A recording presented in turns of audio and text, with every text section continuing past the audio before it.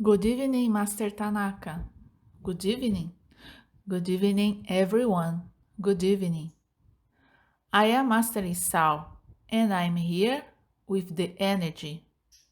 Some of you have already had some contact with me, but I see that you are still distant from me.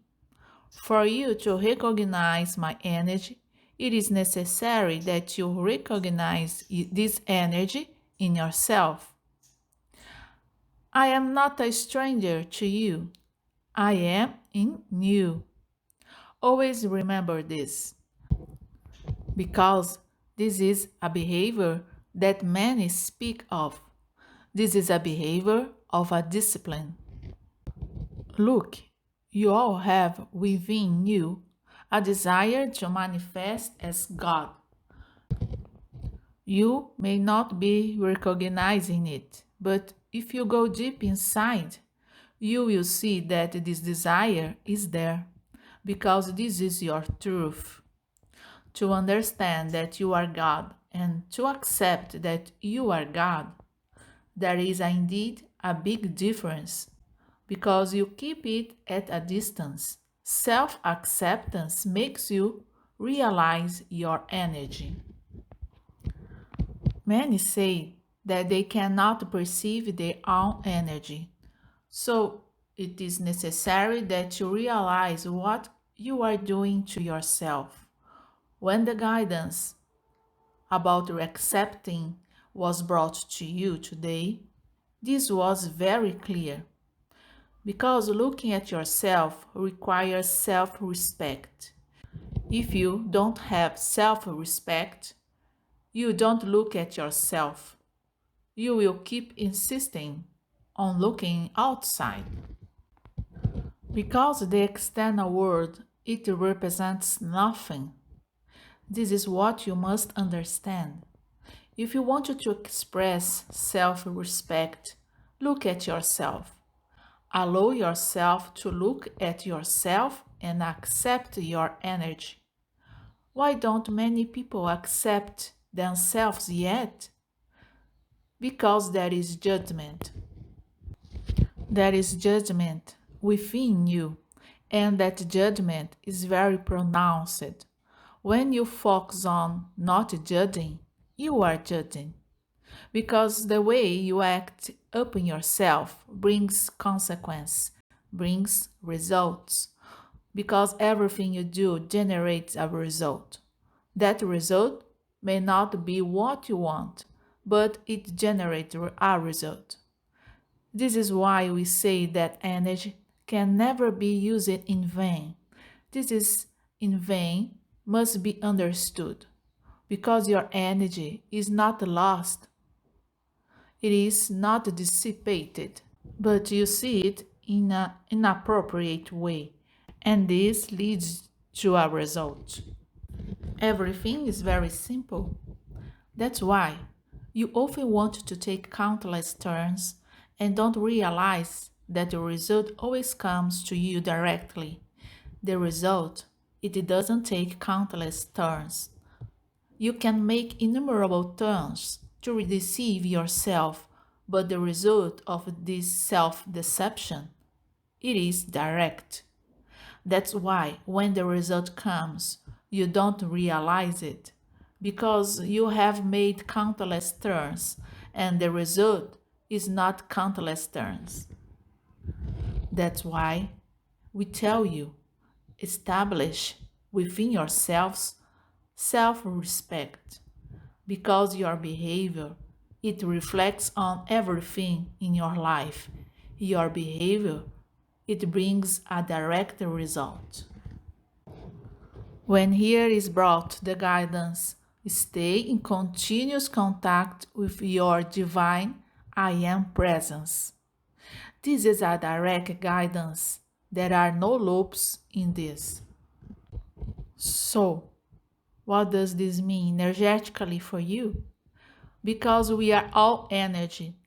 And the important thing, of course, is the energetic result, because this is the only real result. You may think that the visible result is the real one. The first result is the energetic one. The visible one, it may come or it may not come. But energetically, the result is always there. Look at yourself. Allow yourselves to look at you. When you do this, when you are here present to yourself and you dive within, listening to this guidance, you access your divine I am presence. Realize this. When you do this, access to your divine I am presence is free. There is no blockage because the blockage is you who put it up. And when you allow yourself to do this, as I am guiding here, there are no blockages because you are open to accept your energy. And this state, it can be permanent in you. We are first doing this practice through an orientation. But if you start taking this guidance for yourself as your way of being, you will always be connected to your divine I am presence because your energy it is already oriented in this way. This is why the knowledge of the very well defined purpose and of the intention you have is indispensable. What comes to you when you decide to connect to your divine I am presence? Note that this is not rational. It comes in the form of, you say feelings, I say energy. It comes energetically to you. That's why this energy, it can be used by you to always stay connected to the divine I am presence. Not that this is necessary, but you, as human beings, still feel this need. If you really trust yourself, none of this is necessary. So, even in this guidance that I bring here, it does not need to be the only way to connect to the divine I am presence. And even, I will say, the most advised is that you do not to cling to one way, because when you free yourself, allow yourself to be free. The connection to the divine I am presence is more fluid. If you cling to a single orientation, then you are stuck. You are conditioned to one way of connecting to the divine I am presence, and that is not indicated. So always the guidance must be interpreted as it really is, a guideline. It is not a determination of how you must accomplish. Because when you look at the guidance and think that is the only way, you become attached to it. And from the moment you become attached to it, there is no longer the fluidity. There is no longer the consciousness of being God. That is why the practice must be conscious, because I observe in everyone that there are attachments in relation to orientations. There are attachments in a relation to practices, and attachment does not lead to God's energy. This is why these are subtleties, but subtleties that make all the difference in your energy. If God consciousness is free, why would you cling to a practice? Why will you cling to a guideline as if this guideline is going to save your life? The guidance, it comes to lead you to an energy, and it comes to lead you to a consciousness of possibility. This is what you must understand. Because when I observe you, the guidance it is not clear to you. You are all attached to the guidance.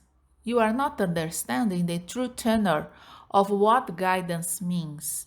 Because when guidance comes to you, it is conduct to you a whole opening that you have to work on yourself. This is why it is always said guidance leads you to possibilities, but you are the one who built the opportunity through the vision of the possibilities. So everything in you must be done very consciously, fully, so that you don't fall into an illusion, truth, and an attachment. That's why, in order for you to perceive what you are doing to yourself, it is necessary that you take care of yourself. You have the habit of saying watch and pray. Two simple words that carry consciousness. But you must understand which conscience are in these words. Watch is to look at yourself with love, with gratitude, and to pray is to practice it. Because practice for you is not so clear where it fits in. This is why I am leading you to disorientation. Love, it is an energy. Love, it is not a feeling.